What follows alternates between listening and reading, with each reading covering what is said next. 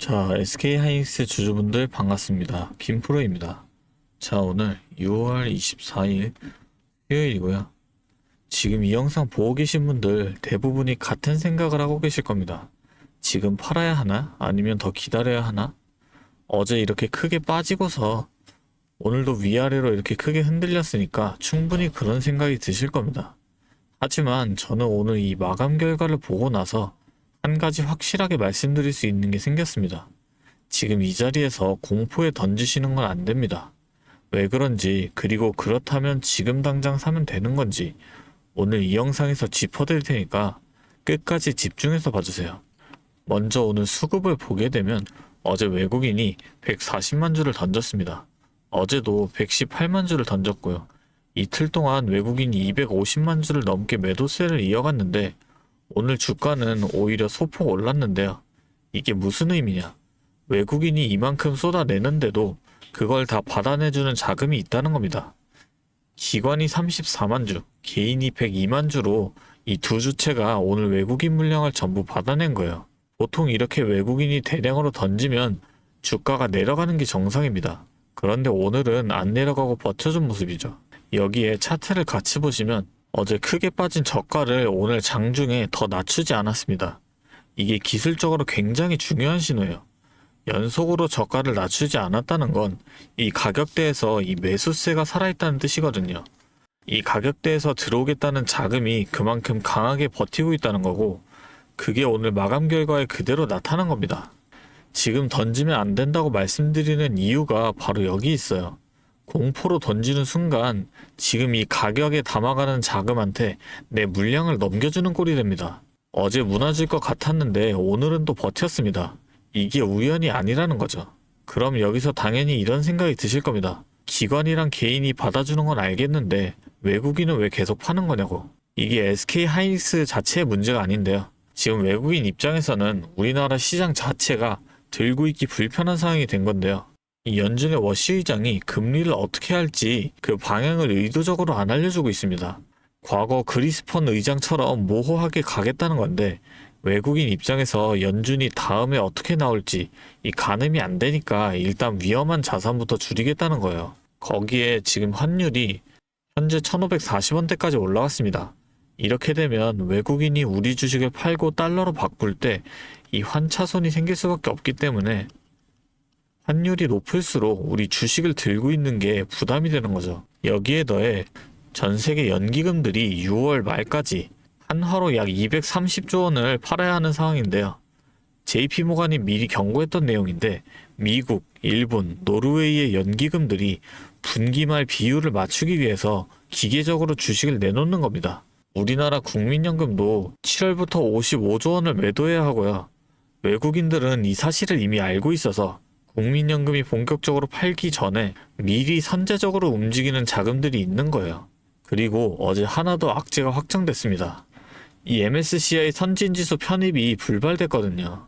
이 MSCI 선진지수에 편입이 되면 전 세계에 있는 패시브 펀드들이 한국 주식을 의무적으로 담아야 하는 구조가 만들어지는데 그 자금이 수십조 원에서 수백조 원에 달합니다. 시장이 기대하던 그 자금 유입이 2028년까지 없다는 게 확인된 거예요. 이 연준의 불확실성과 환율 부담, 연기금 매도에 MSCI 불발까지 한꺼번에 쏟아지고 있는 겁니다. 이 SK하이닉스 자체 문제가 아니라는 거죠. 우리 시장 전체에 깔린 수급 문제입니다. 그런데 이 수급 문제들은 하나씩 끝납니다.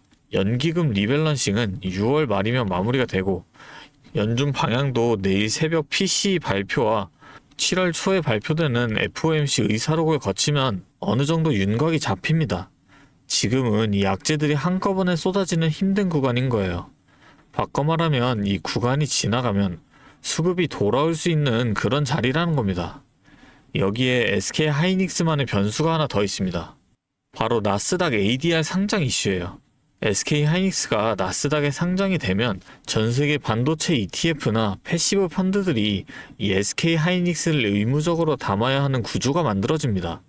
예를 들어 지금 마이크론을 보유하고 있는 ETF들이 SK하이닉스까지 편입해야 하는 거예요. 최대 40조 원 규모의 자금이 자동으로 들어올 수 있는 분명한 호재입니다. 그런데 왜 주가는 조금씩 빠지냐? 이 ADR이 신규 주식을 새로 발행하는 방식이거든요. 기존 주주 입장에서는 이 주식 수가 늘어나면서 내 주식의 가치가 희석될 수 있다는 우려가 생기는 거예요. 호재와 악재가 동시에 있는 양면 재료인 셈입니다. 그래서 ADR 기대감으로 미리 올랐던 주가가 희석 우려로 차익 실현이 나오면서 빠지는 거예요. 그런데 저는 이걸 이렇게 봅니다. ADR로 들어오는 이 40조 원이 HBM 설비 확충과 경쟁력 강화에 쓰이면 희석 우려를 상쇄하고도 남을 실적 성장으로 돌아옵니다.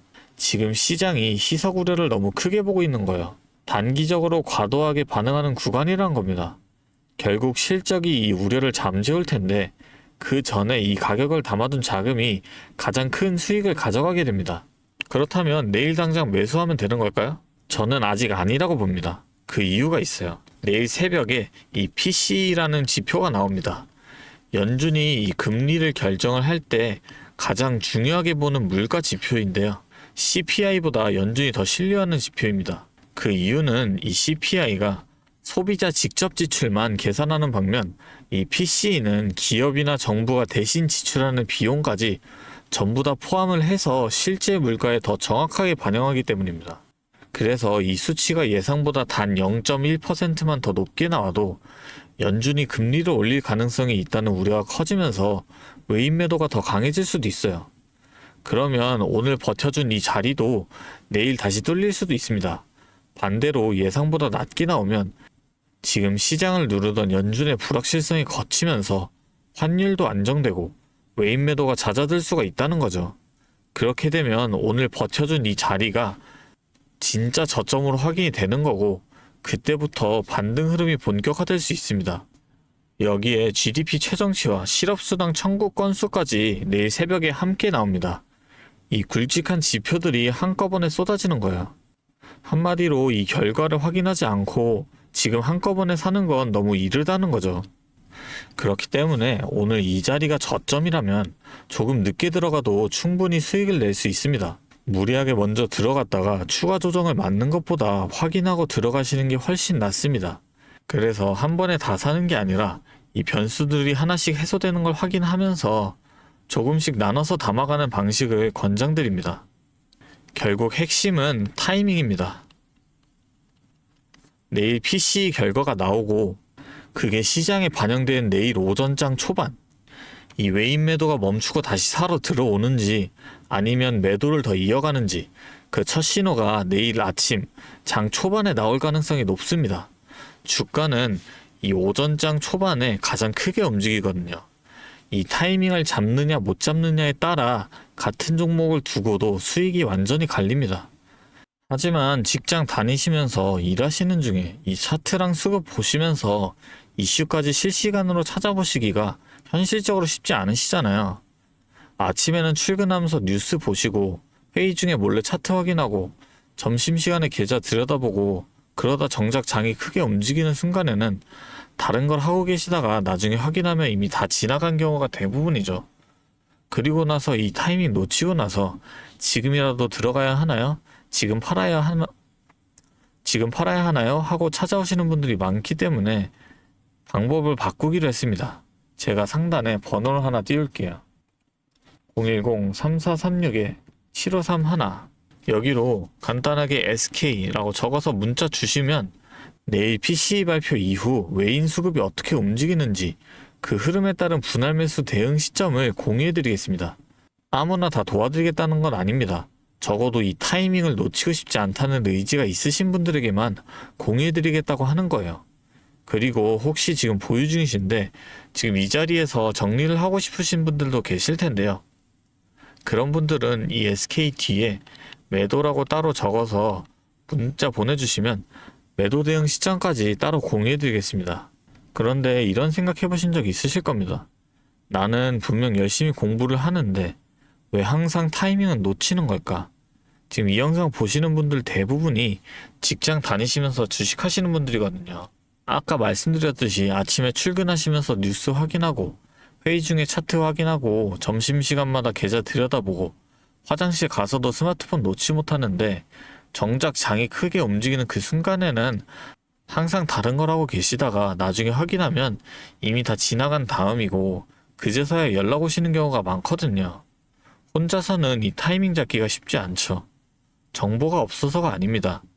뉴스도 보고 공부도 하는데 막상 내 돈이 걸리면 판단이 흔들린다는 거예요. 그 순간 옆에서 방향을 잡아줄 누군가가 필요하다는 겁니다.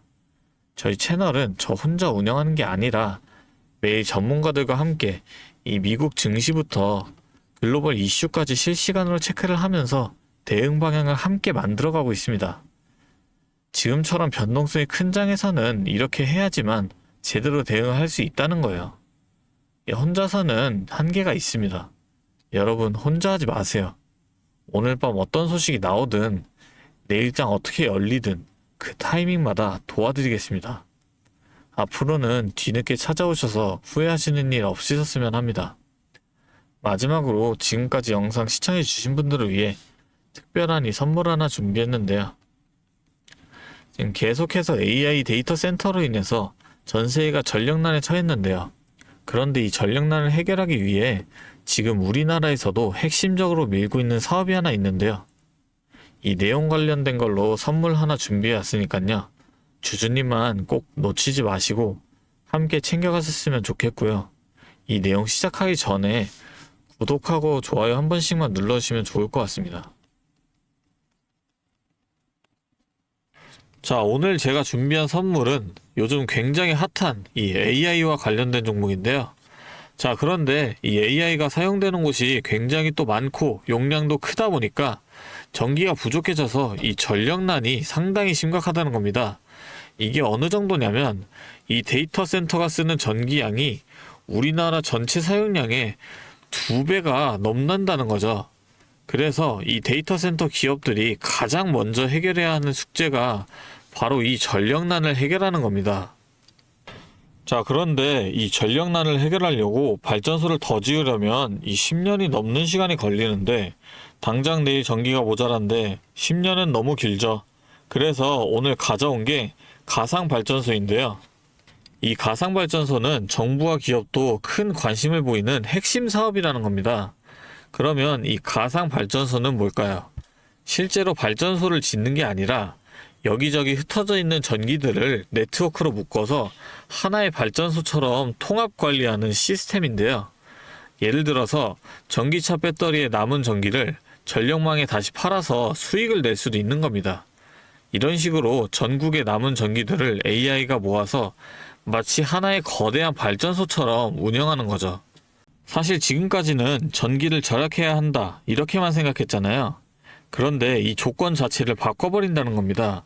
이 발전소를 무작정 지을 수 없다면 있는 전기를 얼마나 효율적으로 쪼개서 쓸 수 있느냐가 핵심이 된 거예요. 이게 바로 이 가상발전소가 앞으로의 시장을 지배할 수밖에 없는 이유가 되는 겁니다. 이미 테슬라에서는 일본에서 가상발전소 사업을 전국으로 확대했고요. 우리나라 정부도 제주도에서 이미 시범 사업을 운영하는 중이죠. 결국에는 이 가상발전소, 즉 VPP 사업이 미래의 핵심 사업으로 자리 잡을 수밖에 없는데요. 제가 이 중에서도 무려 5년 전부터 이 가상발전소를 준비해온 특정 종목 한 가지를 가지고 왔습니다. 이 기업은 다른 경쟁사들이 이제 막 가상발전소 사업에 뛰어들 때 이미 5년 전부터 대기업들과 인프라 구축을 마쳤고 범용성 또한 한 가지에 묶여 있는 게 아니라 아파트, 상가, 공장, 그리고 전기차 충전소까지 서로 다른 에너지를 컨트롤하는 독보적인 통합제어 기술을 이미 갖추고 있다는 겁니다. 다시 말해서 에너지 효율을 뽑아내는 기술력이 시장 평균보다 이미 30% 이상 앞서고 있다는 평가를 받고 있어요. 그렇다면 올해 2026년 분산에너지 특화 사업이 본격화되면 어떻게 될까요? 이 기업의 소프트웨어가 전국에 깔리게 되는 압도적인 점유율을 예상해 볼 수 있겠죠. 그렇다면 우리는 남들보다 한 발 앞서서 이 수익의 길목을 지키고 있어야 큰 수익을 가져간다는 겁니다. 자, 제가 지금 정말 공들여서 분석한 이 종목 정말 궁금하시죠? 지금 화면에 보이시는 이 번호 010-3436-7531로 선물이라고 두 글자 적어서 문자 보내주시면 제가 확인하는 대로 분석한 리포트와 함께 종목명까지 바로 공유해 드리도록 하겠습니다. 제가 드리는 이 선물로 우리 구독자분들이 조금 더 여유있고 성공적인 투자 이어나가셨으면 좋겠고요. 지금까지 긴 영상 시청해주셔서 감사합니다. 김프로였습니다.